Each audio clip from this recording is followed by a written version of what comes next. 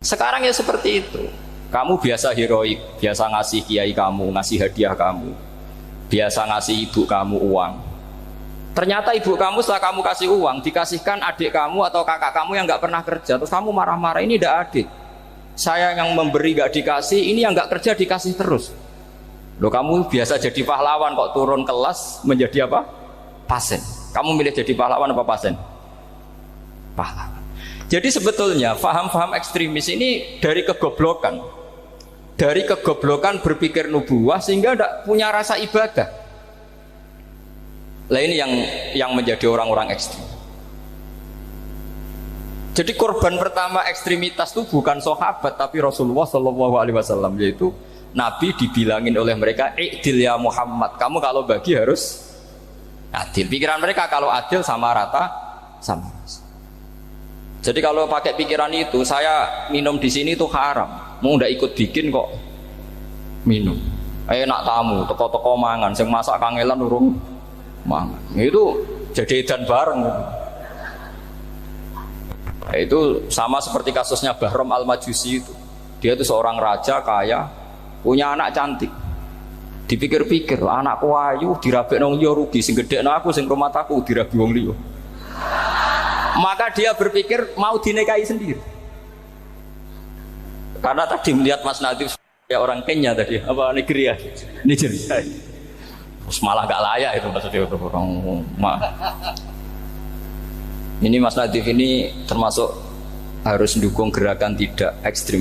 Nyawanya masih itu karena barokahnya beliau agak-agak gitu. Tapi nggak sampai liberal ya, agak-agak pokoknya itu. Karena ketika ada gerakan ekstrim di Mesir, itu termasuk dia DPO. Ternyata setelah ada intelijen, beliau pas buka itu nggak makan dulu tapi rokok dulu. Wah, ini mesti orang sekuler, tidak ekstrim. Akhirnya nyawanya sampai sekarang itu barokahnya rokok pas iftar itu pas. Saya tanya ini masih hidup ya Mas ya? Ya pernah sepuh sama saya. Jadi pikiran-pikirannya Bahram itu seperti itu. Walhasil akhirnya Bahram itu menikahi anaknya sendiri. Masyhur itu dalam cerita. Jadi ceritanya itu ada seorang wali tidur di Masjid Haram sama Rasulullah, ditemuin gitu. Terus kata Rasulullah, salam saya untuk Bahram Al-Majusi. Ternyata dicari-cari nggak ada Bahram lain kecuali Bahram yang berdua, bahkan anaknya sendiri mau dinikahi. Ya cara berpikir karena seperti itu. Kalau kita berbuat banyak harus dapat banyak. Itu bahaya. Bahaya sekali karena kalau dalam teori beragama itu al-yadul ulya khairum minal yadis sufla. Kalau biasa ngasih ya ngasih saja, itu heroik. Itu bagus. Jangan biasa ngasih sekarang bermental apa? Pas. Makanya saya itu kalau ngajar di pondok yang dulu pernah saya belajar di situ atau yang pernah sepuh itu, dikasih itu bingung. Karena saya ya masih waras itu. Jadi kalau dikasih itu bingung. Tapi banyak juga guru-guru yang dulu ngaji lama setelah ngajar di pondok alma maternya nuntut. Itu saya tidak tahu gitu. Itu sudah ada agak-agak kayak itu tadi. Walhasil si Bahram tadi itu, ini cerita harus saya teruskan karena nggak boleh diputus. Dapat salam dari Rasulullah. Ternyata di balik nakalnya dia itu pas mau bulan pertama, malam pertama itu ada seorang janda sepuh ke situ. Ganggu dia tentu ya. Ketika dikejar pulang lagi sampai 3 kali. Dia tanya, kenapa Bu kamu begitu? Katanya, saya ini anak-anak saya kelaparan. Kalau saya pulang anak-anak saya nangis minta makan. Saya ingin minta Anda. Tapi setelah saya ingat Anda ini majusi, saya mukmin, saya mukminah, saya pulang. Ya sudah Bu, kamu di rumah saja. Nanti saya kirimi makan. Dikirimi sendiri, padahal dia seorang raja, orang kaya. Barokahnya itu dia dikasih tobat sama Allah. Dan paginya ketemu tamu yang mengirimkan salam dari Rasulullah SAW. Akhirnya Bahram ini menjadi Muslim. Tapi intinya berpikir seperti tadi itu salah, bahwa kalau saya berjasa banyak harus mendapat apa? Ini cara berpikir orang-orang Khawarij. Begitu juga era Sayyidina Umar, era Sayyidina Utsman, Ali. Itu juga ngalami orang-orang yang ekstrim. Misalnya begini, saya contohkan korban-korban ekstrim yang real. Sayyidina Ali itu masyhur, dia punya musuh besar namanya Muawiyah. Karena permusuhan ini tidak bisa dihindari. Jadi kalau dalam fikih Islam ini anak-anak saya ajari fikih. Kalau orang mukmin membunuh orang mukmin itu hukumnya dosa besar apa kecil? Besar. Itu di bab kisos. Tapi orang fikih itu unik. Di fikih itu ada kitabus siyal namanya. Di takrib ada kitabus siyal. Dan di situ ada penjelasan mangkutila duna malih fahuwa syahid. Orang yang dibunuh karena membela hartanya atau keluarganya itu dia mati syahid. Kalau dia posisi membunuh, maka malingnya atau penjahatnya muhaddarun damu, nggak punya hak nuntut kisos karena dia anggap nggak ada artinya darah. Nah sekarang begini, suatu saat ada garong ke rumah Anda, ingin membunuh Anda karena ingin mengambil harta Anda. Anda ingin ingat status mukminnya atau status garongnya. Terus kamu mau dibunuh diam aja, saya tidak mau membunuh orang apa? Mukmin atau membunuh orang muslim. Nah, kesulitan yang dialami Sayyidina Ali seperti itu. Orang-orang Khawarij cara berpikir enggak, Ali ku geblek. Wong mukmin kok pengen mateni wong mukmin. Muawiyah ya geblek pisan, wong mukmin kok pengen mateni orang mukmin. Padahal suasana sudah kacau. Ketika seorang penjahat mau membunuh yang punya rumah dan yang punya rumah ingin membunuh penjahat, itu namanya mukmin bentrok sama orang mukmin. Apa orang benar sahibul hak ingin mempertahankan haknya? Tidak sampai saya tanya. Itu sahibul hak, yaitu yang punya rumah ingin mempertahankan haknya. Meskipun dalam duel ini kadang terjadi pembunuhan. Nah di sini ini ya, ulama ahli sunnah menyebut masalah ijtihadiyah. Kelompoknya Sayyidina Ali mempertahankan nyawanya meskipun dengan cara membunuh pasukan Muawiyah. Pasukan Muawiyah juga mempertahankan nyawanya meskipun harus membunuh pasukan Ali. Zaman itu susahnya ijtihad seperti itu. Tapi orang Khawarij cara berpikir enggak, ini biang keladi masalah itu Ali sama Muawiyah. Akhirnya mereka malah rapat, ya sudah dua-duanya bunuh saja. Ya masyhur itu, akhirnya Sayyidina Ali dibunuh oleh orang Khawarij. Makanya ini penting ya, pentingnya ngaji seperti ini. Jadi kamu harus dilatih berpikir nubuwah. Ya dilatih berpikir apa? Nubuwah, disebut al-ulama warasatul. Meskipun dengan cara yang ekstrim, tapi pikirannya saja, jangan perilakunya. Saya punya contoh sekian kasus, sekian tragedi. Misalnya begini, saya itu dulu punya teman, dia soleh, bisa baca Fathul Mu'in. Dia itu janggal, bilang sama saya, Gus, tidak biasanya Rasulullah itu agak-agak nyindir orang fakir. Ini kok ada hadis kadal fakru ayakuna kufur, bahwa kefakiran itu mendekati apa? Kekufuran. Dia itu aneh sekali. Biasanya tidak biasanya Rasulullah ngeritik seperti itu. Walhasil ini singkat cerita, anak ini ngalami satu trauma. Dia itu miskin. Gara-gara miskin gitu jadi burunya orang non muslim. Dan sering disuruh nganter majikannya itu ke tempat-tempat lokalisasi. Dia mulai mikir, ini gara-gara fakir saya harus nganter orang ke lokalisasi. Mulai ingat dia, Sodaqah Rasulullah, ini gara-gara fakir saya jadi pengantar orang ke lokalisasi. Suatu saat majikannya itu benar-benar bangkrut, malah tidak disuruh nganter, pokoknya carikan yang cantik bawa sini. Pusing, waduh. Nah, dia akhirnya walhasil lari terus keluar, terus dia cerita betapa ekstrimnya fakir, sehingga gara-gara fakir saya harus jadi penolong orang yang mau apa maksiat. Anda boleh berpikir ekstrim, tapi ekstrim dalam melawan kemungkaran itu tadi. Saya nggak boleh jadi fakir, tapi takutnya fakir yang nanti jadi alat kemaksiatan. Imam Ghazali juga punya contoh seperti itu. Imam Ghazali pernah marah besar ketika tren di Baghdad itu orang belajar fikih semua. Hatta la yakuna thamma tabibun illa min ahli dhimmah, kata beliau. Sampai di Baghdad itu tidak ada dokter kecuali orang kafir dhimmah. Akhirnya kalau ada ulama sakit, saya masih ingat pas kecil, kalau ada ulama sakit itu tidak boleh dibawa ke rumah sakit. Takutnya ketemu dokter muslim, non muslim malah disuntik langsung apa? Mati. Akhirnya ulama saat itu berfatwa, orang Islam harus ada yang jadi dokter. Banyaklah gus-gus yang sekolah ke dokter. Yang masyhur ya seperti Sahal itu, Sahal bin Abdul Fattah. Itu dulu putranya Ki Fattah yang menolong Mbah Mahfud saat sembunyi. Saking idolakannya Basal, anaknya dinamakan Sahal, tapi dia jadi dokter spesialis bedah. Begitu seterusnya urusan negara. Dulu itu orang jabat itu tidak boleh, karena jabat itu dekat dengan syubhat, dekat dengan haram.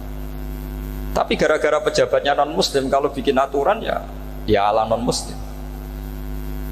Ulama akhirnya sadar, andikan kita yang jabat pasti tidak seperti itu. Bisa bikin perda ini, bisa bikin pelaturan begini yang menguntungkan Islam. Nah, jadilah banyak pejabat yang sekarang muslim. Tempat-tempat maksiat diobrak-abrik sama Satpol PP macam-macam. Kita untung. Tapi kalau orang-orang khawarij pikirannya pokoknya pejabat itu dekat dengan haram, dekat dengan syubhat. Padahal dengan kita jabat bisa bikin perda atau apa yang menguntungkan Islam. Kemudian menjadi masalah baru secara fikih. Ini adik-adik dengerin biar kulino senam fikih. Kalau caleg soleh, misalnya Mas Nadif nyaleng, ini tadi tak guyoni, mau jadi bupati ndak, kalau ya mau usah dukung. Jadi misalnya gini ya, Zaid sama Bakar, misalnya Bakar itu orang soleh, mau jadi calon lurah. Dia tahu kalau dia lurahnya kampung lebih baik. Kalau yang jadi ini Zaid, itu kampung itu rusak karena dia suka dugem, suka macam-macam. Kemudian Zaid ini pasti jadi karena beli suara. Misalnya per kepala itu dibeli 50.000. Bakar ini kalau nggak beli suara kalah. Padahal dengan kalahnya Bakar artinya kemenangan, kemungkaran. Itu zaman era Fathul Mu'in, muridnya Ibnu Hajar Al-Hitami. Ibnu Hajar muridnya Abu Zakaria Al-Ansori itu fatwa. Yang soleh ini wajib beli suara, bukan boleh, wajib beli suara. Nah, tapi ini namanya tidak nyuap, perlu dicatat. Ini namanya tidak nyuap.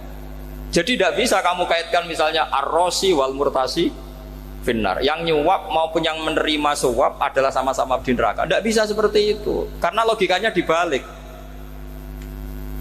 Sekarang Bakar ini beli suara itu untuk membeli kebenaran, untuk mengawal kebenaran.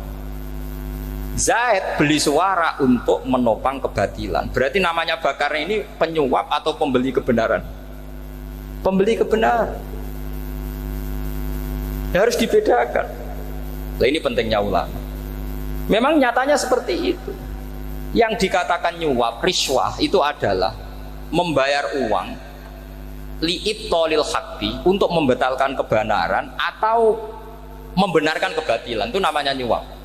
Tapi kalau mengeluarkan uang untuk menghakkan barang hak dan membatalkan barang batil, itu namanya uang perjuangan. Nah, ini pentingnya mikir. Jadi ulama itu mulai dulu sudah berhati.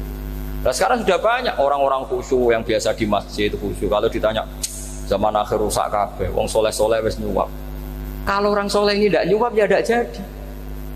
Kalau nggak jadi mereka nggak ada yang jadi DPR, nggak ada partai Islam, habis malah Indonesia. Saya itu punya kenalan banyak pakar-pakar di Jakarta, itu cerita saya, Pak Baha. Indonesia itu solusinya gampang. Kita ini punya Bali, punya Batam. Itu kalau Bali dimakaukan, Batam dikayakan Hollywood. Amerika kaya itu bukan karena hebat, pornografi dijual, tinju di Nevada itu dijual, di Las Vegas dijual, apa saja dijual. Kok tidak kaya itu gimana? Sementara Indonesia mau aur-auran gitu, sungkan partai Islam. Sebenarnya Indonesia gampang, kalau ingin kaya Bali itu dikayakan Hollywood atau dikalahkan Makau jadi kota judi, Batam dijadikan kayak Las Vegas. Itu transaksinya pasti triliunan. Orang gamane wong muda dijual, judi dijual, orang tinju dijual. Tapi gara-gara ada partai Islam, nyari rumus solusi ekonomi itu yang tidak seperti itu. Akhirnya kangelan. Ya, akhirnya rapati suka. Tapi barokah, tetap barokah partai apa? Islam. Yang menangnya caleg-calegnya rata-rata ya beli. Kalau tidak beli habis. Saya bukan menghalalkan nyuap, enggak. Kalau nyuap tetap haram ila yaumil qiyamah. Tapi kalau suratul masalah seperti ini kamu mengatakan suap, itu beda. Ini suratul masalah yang tidak ada kaitannya dengan suap. Asal lawannya batil ya. Kecuali lawannya sama-sama hak. Dua calon di kampung itu soleh sama soleh. Ini yang soleh bayar nggak boleh, karena siapapun yang jadi soleh itu nggak boleh. Makanya kalau cari musuh yang dolim biar halal ya. Iya, saya pernah ditanya seorang dosen, Gus, saya ini kalau baca sejarah perang Badar atau perang Uhud, yang saya tidak nerima itu satu. Kenapa setiap ghanimah harta orang kafir dan istrinya orang kafir kok disita orang Islam, dan yang perempuan jadi amat, kemudian juga digauli orang Islam, yang hartanya orang kafir juga jadi asetnya orang Islam, kok kayak garong. Dia tanya seperti itu sama saya. Terus saya jawab, kalau sampean ada garong dan kemudian bawa senpi, senjata api, kemudian garong Anda, penjahat Anda lumpuhkan, ya senpi itu harus Anda kembalikan. Monggo penjahat ini kagungan jenengan beto wangsul, karena ada milik Anda, harus dikembalikan. Wah, tidak bisa Bapak, kalau saya kembalikan pasti dipakai jahat lagi, dipakai kriminal lagi. Ya sama, kalau asetnya orang kafir dikembalikan ke orang kafir akan menjadi aset kekafiran lagi untuk menghancurkan kita. Nah, perempuan juga sama. Perempuan itu alat produksi. Jika perempuan tadi dikembalikan ke orang kafir, maka kamu menolong populasi orang kafir. Ya seperti itu. Paham ya? Makanya disita dalam perang loh ya, tapi dalam perang yang legal. Nah itulah kenapa amat halal. Makanya di Quran itu illa ala azwajihim aw ma malakat aiman. Paling enggak itu masih ada ulama atau pemikir atau ustadz siapa saja yang bisa memahami logika apa? Islam. Nanti kalau ulama ini sudah meninggal, orang akan mencibir Islam dengan cara mengatakan Islam itu jahat, yaitu menyita hartanya orang kafir dan istrinya orang kafir setiap kali terjadi perang. Karena pemikiran ini pasti sama-sama kutubnya sama-sama ekstrim. Nah ini penting saya katakan. Makanya masyhur itu perdebatan Sayyidina Ali dan Muawiyah. Ini saya kutip sedikit. Ini ya sama-sama berpikir ekstrim, tapi ekstrim yang baik. Walhasil dalam satu kerja bakti di Masjid Kuba, itu ada sahabat namanya Ammar. Ini di depan umum, ini penting. Kalau dalam ilmu hadis di depan umum ini penting, karena nanti menjadi mutawatir. Beda dengan hadis yang Nabi ngendikan sama 1-2 sahabat, namanya hadis ahadi. Di depan umum Nabi guyon gini sama Ammar, ya Ammar waihak taktuluka alfiatul baghiyah. Ammar, kamu ini nasib kamu itu agak sial, karena nanti yang membunuh kamu itu kelompok yang tidak benar. Alfiatul baghiyah itu kelompok yang tidak benar. Itu disaksikan sekian sahabat. Walhasil suatu saat Ammar ini ikut perang dan ikut pasukannya Ali dan terbunuh oleh pasukannya Muawiyah. Seneng Ali. Walhasil Ammar ditemuin sama Ali. Ya Muawiyah, al-ana dhuhara bi anna fi'ati haqqun wa fi'ataka baghiyah. Sekarang kelihatan siapa yang benar.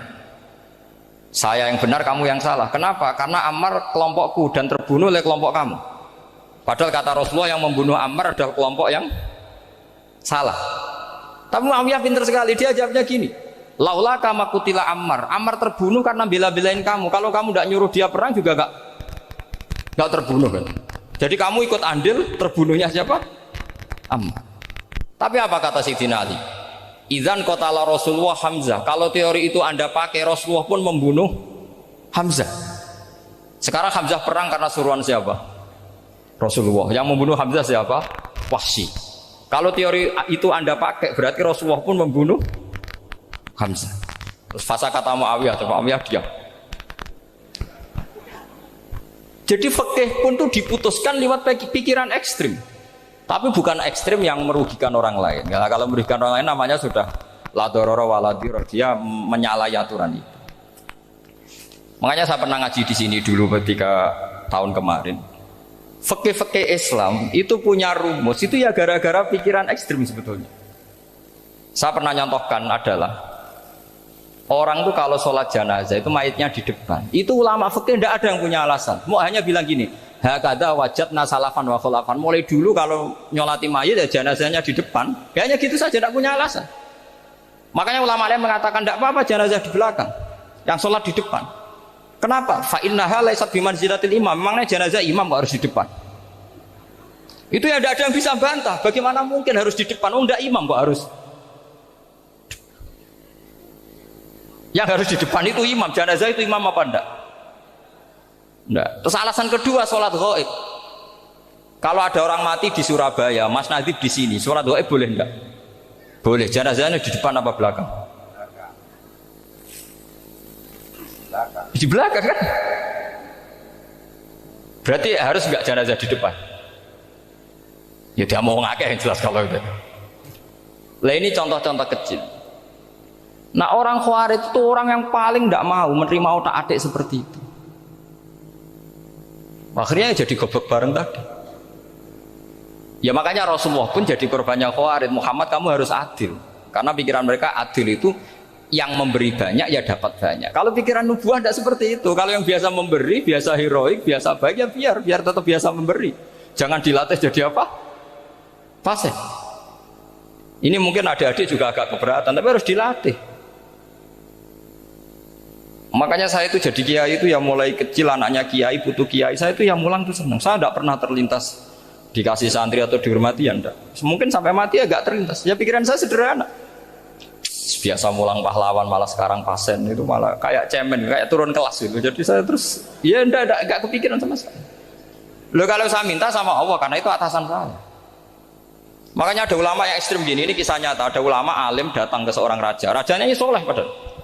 Ternyata pas raja itu berdoa, ya Allah saya kasih ini. Padahal ulama tadi itu mau mengajukan proposal, mau minta apa gitu. Terus dia pulang ketika ditanya, Pak Kiai kenapa pulang? Ternyata raja itu minta zat yang sama yang saya mintai. Kalau raja saja masih minta, ngapain saya minta raja? Saya akan minta zat yang dimintai raja. Terus pulang dia. Wah itu ya pikiran ekstrim, tapi bagus ekstrimnya. Saya akan minta zat yang dimintai raja. Kalau sampean kan enggak, uteke saya les, sholat dinteni, tetap jalo. Oh, orang mikir seperti itu. Memang salah didik, salah itu tadi. Nah, ini harus dilatih. Masyhur itu ketika Nabi pas Fathu Makkah itu, orang-orang Ansor komentari Nabi gini, ketika Nabi sangat happy di Mekah, sangat enjoy di Mekah, kata orang-orang Ansor, amar rojul fa'adroka durok fatun fi ahli wa ulfatun fi asyiroti. Namanya orang pasti happy kalau di kampung halaman. Jangan-jangan Rasulullah itu nanti hidup di Mekah lagi, karena Mekah sudah dikuasai orang Islam. Beliau pasti kangen sama keluarga, sama Mekah. Tapi ya sama, ketika Rasulullah mulai ngasih itu, orang-orang Quraisy dikasih banyak, orang Ansor juga pikirannya seperti itu. Baru orang Ansor dilatih pikiran nubuwah, yaitu tadi. Mereka itu dapat kambing, dapat sapi terus pulang. Kamu mendapat saya, milih mana? Milih Rasulullah Shallallahu Alaihi Wasallam. Sekarang kamu saya balik. Kamu punya kiai, kamu bisa memberi hadiah, memberi beliau. Suatu saat kiai Anda ini kaya raya, terus sering ngasih orang-orang yang nggak pernah berjasa. Kamu nggak pernah dikasih. Itu kalau pakai pikiran Khawarij, kiai ini salah karena ngasih orang yang tidak berjasa. Tapi kalau kamu pakai pikiran nubuah, enggak. Alhamdulillah saya tetap istiqomah memberi kiai itu. Dan alhamdulillah enggak dibales. Semoga balasannya di akhirat. Ya sudah seperti itu. Kalau pakai pikiran gengsi tadi seperti itu. Masa biasa memberi sekarang posisi diberi, saya rak turun kelas. Jadi sebetulnya pikiran ekstrim itu boleh, tapi untuk yang seperti ini bukan ekstrim yang tadi. Makanya ini disebut al-hujjat. Al-hujjat itu satu logika yang bisa mematahkan asumsi awal. Ini saya harap santri-santri matolek putra maupun putri berpikir seperti ini. Sehingga sama. Jadi misalnya sekarang dibalik. Kalau ada orang NTT yang masih non muslim, itu orang kafir yang harus dibunuh atau orang kafir yang harus didakwai. Mesti pikirannya itu kalau Nabi itu ya semua yang didakwai Nabi dulu orang kafir. Nah, ketika Nabi di Mekah itu pertama ketemu orang kafir itu dibunuh atau didakwai? Didakwai. Ya berarti pilihan sekarang ya didakwai bukan dibunuh. Nah soal perang itu perang itu beda dengan membunuh. Ada janjinya, ada macam-macamnya, terus nggak ada solusi, itu baru ada perang. Jadi kalau sudah dibalik-balik gitu, makanya kata ulama-ulama Khawarij itu pasti salah. Pasti salahnya adalah kalau orang tidak benar ya dibenarkan, bukan dibunuh. Kalau setiap orang kafir dibunuh, Nabi kapan jadi nabinya? Karena orang kafir habis. Jadi metode bil hikmati ada, mau'izatul hasanah ada, karena orang kafirnya sudah mati. Terus Pertanyaan kedua, kalau Nabi harus ekstrim ngapain? Yang ngawal Jibril, halnya Israel lebih efektif. Jadi kalau sama-sama ingin ekstrim, Nabi itu nggak usah dikawal Jibril, kan nggak efektif kan? Harusnya yang ngawal itu siapa? Israel. Kan nggak repot ya. Nah, jadi saya mohon ini saya cerita. Jadi korban pikiran ekstrim itu bukan siapa-siapa. Pertama itu Rasulullah. Akhirnya Rasulullah menjelaskan, ya beginilah cara berpikir nubuwah. Jadi saya kira demikian. Nanti mungkin kalau ada tanya-tanya, ada pertanyaan. Yang jelas kalau seputar ekstremitas itu bisa latihan. Ya, sebenarnya bisa latihan di fikih. Karena fikih ini cerminan dari pikiran ulama. Ya, cerminan dari pikiran apa? Ulama yang tidak tekstual. Ya, seperti gini ya. Tasaddaqa Rasulullah so'an min tamrin au so'an min aqidin. Ketika zakat fitrah itu Rasulullah mengeluarkan satu sok tamar. Tamar itu kurma. Kalau menurut tekstual berarti zakat fitrah harus pakai kurma. Tapi semua ulama sedunia mengatakan kuti ahlil balad. Artinya dalam konteks Indonesia ya pakai apa? Beras. Berarti kata tamar diganti kut. Diganti apa? Kut. Jadi orang itu jangan diajak goblok bareng. Masa Nabi ngendikan tamar harus apa? Tamar. Makanya saya pernah debat. Pak Nabi itu cingkrang. Kenapa orang-orang itu rata-rata tidak cingkrang? Saya bilang, Nabi itu hidupnya di Mekah. Kenapa Anda hidup di Indonesia? Iya, Nabi itu hidupnya di Mekah. Terus saya tanya lagi, Nabi itu hafal Quran, kamu udah hafal? Saya hafal Quran. Kalau cingkrang gampang, karek ngetok kata saya. Ya, kalau ada sunnah Rasul, Nabi hafal Quran enggak? Hafal kan? Berarti kalau ikut sunnah Rasul, hafal Quran. Jangan cingkrak tok ya, hafal apa? Ya sama poligami juga gitu yang tadi diceritakan Mas Nadif itu. Nabi itu poligami setelah Khadijah meninggal. Apa mereka mau nunggu istri pertama meninggal? Kalau ingin persis loh, kalau ingin persis nunggu istri pertama meninggal. Ah iya. Nggak mau juga kan? Ya biasa saja lah. Pokoknya yang dihalalkan syariat ya kita bilang halal, yang diharamkan kita bilang apa? Nggak usah sok suci sunnah Rasul. Saya punya banyak cerita. Abu Bakar itu dulu sering menghindari sunnah Rasul. Dulu Rasulullah itu kalau ada orang minta ya dikasih. Ketika era Abu Bakar bikin Baitul Mal. Ketika ditanya ini zaman Rasulullah tidak ada. Kata Abu Bakar, huwa Rasulullah. Beliau itu Rasulullah. Mau nggak di-manage ya negara tertib. Umar bikin pasukan itu diangkat negara. Kalau dulu zaman Nabi yang ikut perang bahaya, yang tidak perang namanya munafik. Era Umar tidak, militer itu ditunjuk. Dia digaji pakai Diwanul Murtazikoh. Ketika ditanya kenapa tidak kayak Rasulullah, huwa Rasulullah, mbok tidak tertib pun tetap negara stabil. Karena ada karismanya. Jadi kadang-kadang dalam banyak hal itu kita malah tidak boleh persis Rasulullah karena kadang banyak khususiyah. Yaitu contoh yang paling masyhur di fikih ya kayak Nabi itu nikah 9 itu khususiyah. Dalam strategi juga sama. Dalam strategi memanage negara juga sama. Banyak sahabat yang punya ide yang zaman Nabi itu tidak ada. Ketika ditanya, kenapa tidak persis Nabi? Katanya, huwa Rasulullah. Ya Rasulullah itu meskipun seperti itu, meskipun tidak tertib secara rasional, tetap dikawal wahyu. Makanya negara baik-baik saja. Kalau saya ini hanya Abu Bakar, kalau tidak ya repot. Umar ya sama, bikin Diwanul Murtazikoh. Utsman juga sama, di-manage negara. Sayyidina Ali juga di-manage. Kalau Nabi tidak. Tapi tidak apa-apa, karena ada karisma. Sampai tak cerita nih, masalah zakat yang masyhur. Orang paling bakhil sekalipun, paling kikir sekalipun itu zaman Rasulullah bayar zakat. Karena pikirannya setelah zakat dikasihkan Rasulullah mendoakan. Khudh min amwalihim shadaqatan tutahhiruhum wa tuzakkihim biha wa sholli alaihim. Inna sholataka sakanul lahum. Era Abu Bakar enggak. Sorry ya Abu Bakrin, dulu kita zakat sama Rasulullah karena didoakan beliau. Kamu hanya Abu Bakar, saya tidak mau zakat. Ya sama lah seperti orang dipimpin ulama-ulama karismatik, orang dipimpin Badola itu tidak usah metai, santri sudah nurut. Dipimpin Usman Nazif, gak bikin pelaturan, habis pondok. Kalau tidak ngancam, gak gini, ditakzir, gak gini, habis. Zaman Badola dehem tok santri wedi. Mas Nazif dehem nggak ada.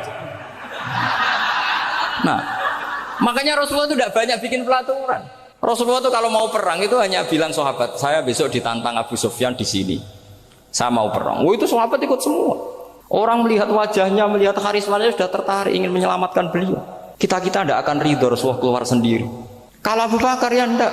Pertama Abu Bakar pidato sudah sopan. Saya memimpin kamu. Ini qad wullitu walastu bi khairikum. Saya ini mimpin kamu, tapi bukan berarti saya yang terbaik. Jika saya benar maka dukunglah. Kalau salah ingatkan. Itu pertama orang-orang bilang apa? Fa wallahu uqiman nakabisef. Nanti kalau Anda salah tak ingatkan pakai pedang. Ya karena hanya Abu Bakar bukan Rasul.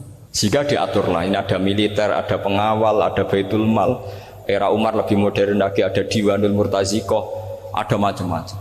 Ya Rasulullah nggak ada. Nah sekarang orang sidik-sidik muni sunnah Rasul, padahal ada sunnah Rasul yang khasnya Rasulullah sebagai nubuwah. Khasnya Rasulullah sebagai apa? Nubuwah. Coba Nabi itu istrinya 9, semuanya cerita tentang tahajudnya Nabi, witirnya Nabi. Apa kira-kira Mas Nadif kalau punya istri 4 ceritanya tentang tahajudnya Mas Nadif? Kan enggak. Nah, jadi saya mohon, sebetulnya pikiran-pikiran ekstrim itu karena enggak mau belajar. Enggak mau belajar. Kalau mau belajar itu kata Imam Ghazali itu dalam kitab Imla, Al-Imla fi Iskalatil Ikhya itu. Fal ma'ani awsa'u minal ibarat. Yang namanya ma'ani itu awsa'u apa? Minal ibarat. Jadi yang fal ma'ani awsa'u minal ibarat. Jadi yang namanya makna itu lebih luas minal apa? Ibarat. Nah, ini contoh yang paling nyata ya Sayyidina Ali. Ketika Sayyidina Ali perang sama Muawiyah, itu Sayyidina Ali bilang sebaiknya Muawiyah kirim delegasi mediator. Saya juga kirim mediator. Terus orang-orang Khawarij karena tadi tekstual. Mahadha ya Ali. Ini apa ya Ali? Lam yujad fi kitabillah. Aturan mediator itu tidak ada di Quran. Bahwa kalau kita perang harus ada mediator itu tidak ada. Terus Sayyidina Ali baca ayat wa in khiftum shiqaqa bainihima fab'atsu hakaman min ahli wa hakaman min ahliya. Jika lelaki dan perempuan, suami istri terjadi shiqaq, terjadi konflik, maka suami kirim satu mediator, yang pihak perempuan juga kirim mediator. Terus Sayyidina Ali ngendikan wa amru Muhammad a'dhamu min amri rajulin wa imra'atin. Urusan umat Muhammad lebih serius ketimbang urusan hanya sekedar suami dan istri. Maka kita butuh hakam, butuh mediator. Baru 4.000 orang Khawarij tobat mengikuti pikirannya Sayyidina Ali yang tidak tekstual. Sama seperti zaman Rasulullah. Ketika Rasulullah mau perang Badar, saya ini mau perang Badar kata Rasulullah. Musuh saya itu 1.000 lebih. Kalian hanya 313. Apa kita teruskan? Itu sahabat langsung bilang gini, saya itu hafal teksnya. Idzan la naqulu laka kama qalat banu Israil fathab anta wa rabbuka faqatila inna hahuna qa'idun. Walakin idhab anta faqatila inna ma'akum muqatilun. Ini kelihatan sekali bahwa para sahabat sudah ada tekstual.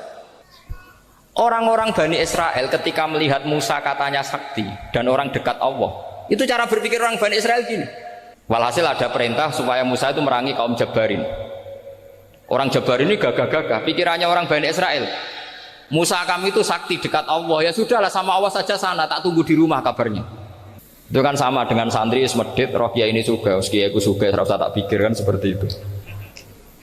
Ya sama seperti itu. Nabi itu kekasih Allah, mesti perang menang. Serasa tak ewangi mesti menang. Fadhab anta wa rabbuka faqatila inna hahuna qa'idun. Ya sudah kamu berangkat saja sama Tuhan, tak tunggu di rumah. Tapi apa kata para sahabat Ansor ketika Nabi minta supaya mereka dukung di perang Badar? Langsung bilang, idzan la naqulu laka kama qalat banu Israil. Kita tidak akan bermental kayak Bani Israil. Ini tekstual pada enggak. Mereka punya mafhum, punya pikiran. Cara Mas Nadif punya kreatif bahwa ini mental yang bejat, kita tidak akan meniru seperti itu. Itu sahabat. Jadi dulu sahabat itu makna di Quran juga ada tekstual. Jadi bisa memahami. Nah sekarang orang memaksa semuanya harus tekstual. Ya meskipun tadi jangan terlalu liar terus menjadi liberal. Tapi saya tidak tahu kalau contohnya Mas Nadif tadi pakai kondom, silikon, tidak tahu itu pikirannya Jil apa Mas Nadif tidak tahu saya itu tidak tahu. Kok sampai sembeling itu saya tidak tahu itu. Kok lagi juga kalau tidak bisa nyontohkan yang di luar itu, saya itu ya tidak tahu. Mulai dulu ilmunya seperti itu terus gitu. Ya tidak tahu lagi. Jadi mulai dulu zaman Nabi pun itu sudah ada pikiran-pikiran seperti itu. Jadi tekstual atau harfiah itu ya enggak. Nyatanya sahabat langsung bilang idzan la naqulu laka kama qalat banu apa? Isra. Ad-dinu yusrun wala yusyadahadatina ahadun illa ghalabahu. Yasiru wala tu'assiru basyiru wala tunaffiru. Makanya ora usah sok suci, hidup itu gak ada pilihan. Misalnya kalau saya ditanya, bina wong fasik itu penting enggak? Penting. Tapi kancanan wong fasik ku haram, mari katut. Kowe kancanan wong fasik ku haram, mari katut fasik. Ti ngembarno wong fasik umat Rasulullah ya haram, umat Nabi kok barno. Kancanan yo haram, ngembarno haram. Lah terus piye, Gus? Ya ora piye-piye. Ayo saiki misale kowe ngembarno wong ayu tiba ning dalan, haram ta ora? Haram. Terus mbok gendong, haram ta ora? Hidup itu tidak banyak pilihan. Jadi dilema dari guru-guru dilema. Makanya apa ya seperti itu istafti kolbak takokno atimu. Motive nulung iku nulung apa sahabat? Ya sudah seperti nggak ada pilihan. Motivem kancanan wong fasik iku mergo enak kancanan wong fasik. Delok dangdut pantes apa pantes. Apa motifmu didik? Ayo rata-rata ke kancanan wong fasik motifmu didik apa enak kancanan wong fasik? Enak. Haram berarti. Ya seperti itu. Memang banyak sesuatu yang apa? Makanya banyak ulama ngendikan banyak perilaku duniawi yang menjadi amal ukhrawi karena niat. Juga sebaliknya banyak perilaku ukhrawi yang akhirnya menjadi duniawi juga karena niat. Makanya niat itu diatur sedemikian rupa. Nah, ini juga sama. Duduk tasahud akhir. Ayo. Duduknya dulu, duduk tasahud, baca sholawat. Itu satu paket. Makanya al-atasek wal asir wal hadi asar at-tasahud wa qu'uduhu wa sholat ala nabi sallallahu alaihi wasallam. Fatasahudu mengkoti tasahud wa qu'uduhu lan nungguh tasahud. In aqobahuma lamun ana sing maca akibat tapi sami nggih. Lamun mungkasi utawa nyusuli huma ing tasahud lan qu'ud apa salamun salam. Iku ruknani berarti rukun karone. Jadi tasahud yang diakhiri salam itu berstatus rukun. Berarti tasahud awal berstatus sunnat karena tidak diakhiri salam. Jadi nak wonten tiyang traweh kok 4 rakaat langsung salam itu enggak bisa dikatakan batal karena statusnya tasahud awal napa? Sunnat. Ya. Tapi kalau traweh itu sudah monggo-monggo kalau tarawih itu sudah menjadi alamiah, jadi biasanya ulama berdebatnya begini, ini dengerin ya. Kata tarawih itu alamiah, apa implementasi dari Qiyamul Lail? Ayo jawab. Tarawih itu alamiah, apa implementasi dari Qiyamul Ramadan? Kalau kamu katakan Qiyamul Ramadan, maka ada orang tarawih langsung 4 rakaat tanpa tasahud awal, harus kamu katakan sah karena tasahud awal berstatus sunnat. Tadi kan dikatakan tasahud yang wajib itu yang diakhiri salam, berarti tasahud awal sunnat. Di mana-mana kalau sunnat boleh ditinggalkan. Okay. Tapi ada ulama yang agak ekstrim mengatakan begini cara berpikir, tarawih itu alamiah. Alamiah artinya yang dikatakan tarawih, yang dikatakan tarawih adalah sholat 2 rakaat dengan 1 salam. Paham ya? Artinya kalau 4 rakaat dengan 1 salam itu namanya tidak tarawih. Paham ya? Makanya seperti itu tuh ya gak usah diperdebatkan. Seperti gini, sampean kalau sholat witir aku yakin akeh sing batal, cuma pangeran maklumi. Aku yakin akeh sing batal tapi pangeran maklumi. Jadi disahno, kenapa sah? Dimaklumi Allah Subhanahu wa taala jadi. Kamu kalau witir kan 2 rakaat dulu. 2 rakaat setelah itu. Sekarang pertanyaan saya, ketika 2 rakaat kowe niat tembi. Wong niate witir kok genep. Ya kan? Apa? Lah pertanyaannya begini, ketika rakaat ini minal witri, kemudian orang ini ternyata enggak nerusno sing sak rakaat. Itu sah sebagai witir apa sholat biasa? Loh ada nih kaya murid temu beling-beling ya modelnya itu mau rasa ya. Tapi ya apa kagak zaman akhir ya sahabat. Ndak, ketika 2 rakaat itu jenenge sholat witir apa ndak gitu saja pertanyaan. Orang oleh ngeper, jawabnya ngono tok. Ketika 2 rakaat itu witir apa enggak? Tidak. Lah iya. Lah iya ikut paket witir. Berarti niatnya sampean gini, ya Allah saya sholat 2 rakaat, ini paket witir loh Gusti.